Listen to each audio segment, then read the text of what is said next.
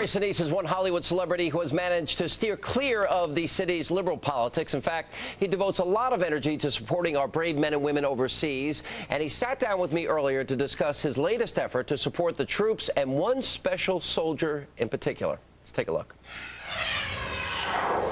First of all, I am a great admirer of yours, not just your great acting skill.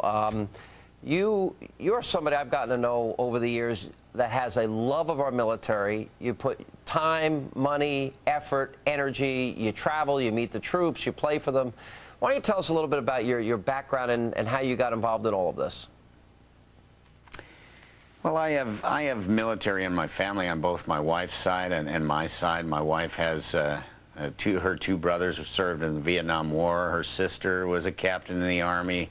Her sister married a Vietnam veteran who was in the Army for 24 years. And then I have, veterans on my side. My two uncles were in World War II. My dad was in the Navy. So it's kind of around me. And I've been involved with Vietnam veterans groups for many, many years. And I got involved with the disabled American veterans after I played Lieutenant Dan in Forrest Gump. And have stayed very, very active with the disabled American veterans ever since the early 90s.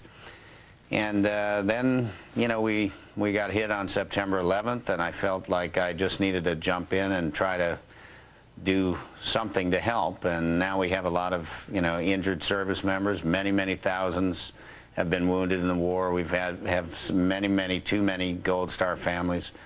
And it just feels that it continues on, and it's not something that's going to end anytime soon, it doesn't seem. So these families need our help, and I'm just trying to pitch in to do my part. Because you work on a number of different charities. You go to see the troops a lot.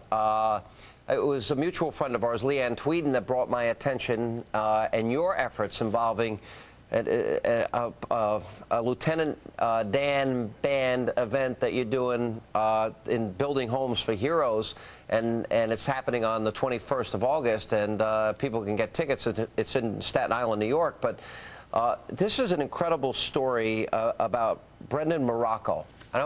Maybe you would be better off telling the story than I would be, and explain this is the first quadruple amputee to ever survive, and he's got an amazing story, and you're trying to help him out. Why don't you tell us about him?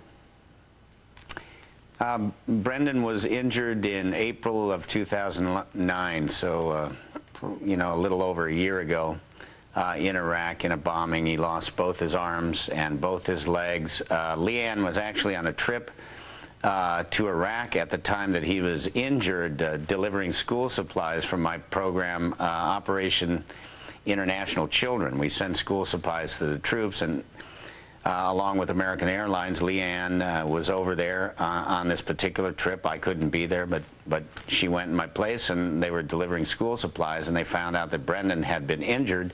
On their way back, they were in Germany, and they saw him in the hospital about 2 days after he was injured. And then about a month later, I saw him at Walter Reed, and have stayed in touch a little bit. I was at an event called a Wounded Warrior event, Hope for the Warriors, where they presented him with an award. And now through Building Homes for Heroes and the Stephen Siller Foundation, we're going to try to build him a specially designed house. Now, there are a lot of severely wounded soldiers out there, but Brendan, of course, has special needs because he lost both arms and both legs, and he's from Staten Island. I offered up my band. I have a band that plays a lot for the troops, the Lieutenant Dan Band, and so we're going to play a concert for Building Homes for Heroes to raise money to build him a home on August 27th, that concert there at the St. George's Theater in Staten Island. And we're putting it up on our screen so people can come see your band and contribute to this great cause, which I'm going to join in with as well. This is a really special case. It has had an enormous impact on his family, too. He had a brother that I understand that worked for Citibank, quit his job, went down to Walter Reed. He's now on his third, I guess, set of new legs that they're working on there. They're doing some amazing work, the doctors and the medical team down there. Tell us a little bit about the special homes that you're building for these guys. Well, Building Homes for Heroes is one of several organizations, actually. There are a bunch of different organizations out there that have just popped out because people just felt a need to do something and help. And we have a lot of severely wounded folks out there, and you can go to the Building Homes for Heroes website, and you can see some of the folks that they've been helping. And this next project is to build this specially designed home in Staten Island to help Brendan. Obviously, he's going to live the rest of his life impaired, having having lost both arms and both legs. And so whatever we can do with this particular home to make it easily accessible and to make it easier for him to live and to raise the quality of life, that's what we're going to do. And so I just volunteered my band to help raise some money for this. Frank Siller is involved with the Stephen Siller Foundation. They've teamed up with Building Homes for Heroes. Great folks there that are all pitching in, and a lot of people in Staten Island are pitching in, and anybody around the country who wants to donate to this particular soldier and to this particular organization that builds homes for our wounded, our severely injured, can go to that website, Building Homes for Heroes, or the Stephen Siller Foundation website. They're doing amazing things, and I just, wanted to help them get this done. And that is all the time we have left this evening. As always, thank you for being with us. Let not your heart be troubled. The news continues. Greta is next to go on the record. Greta, take it away.